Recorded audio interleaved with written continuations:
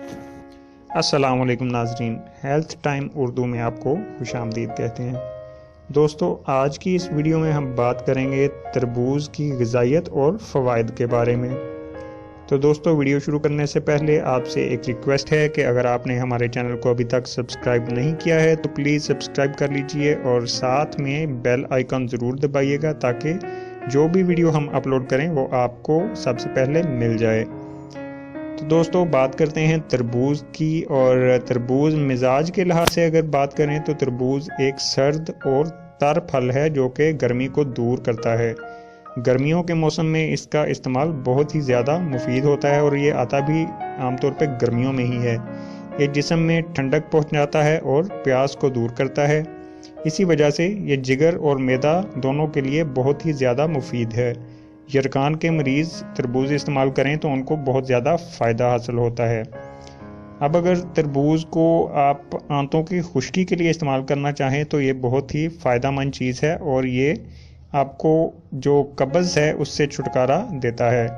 तरबूज खाने से खुलकर पेशाब आता है और पेशाब में होने वाली जलन के लिए भी ये बहुत ज़्यादा मुफीद है।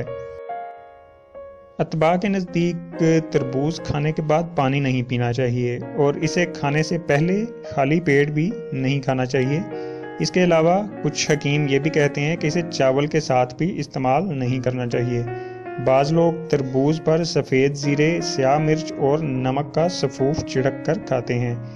इसकी वजह यह है कि इससे हाजमा दुरुस्त रहता है और ये आसानी से हज़म हो जाता है। इसके अलावा अगर फ़वाइद के बारे में बात करें तो इससे खुलकर पेशाब आता है और हाई ब्लड प्रेशर जो है उसके लिए भी ये बहुत ही मुफीद है।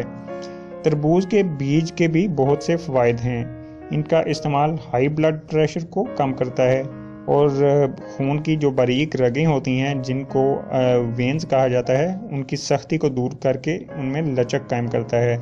बीजों को कूट कर शक्कर मिलाकर इस्तेमाल करने से जो मसाने और गुर्दे की सोजिश है वो ख़त्म हो जाती है।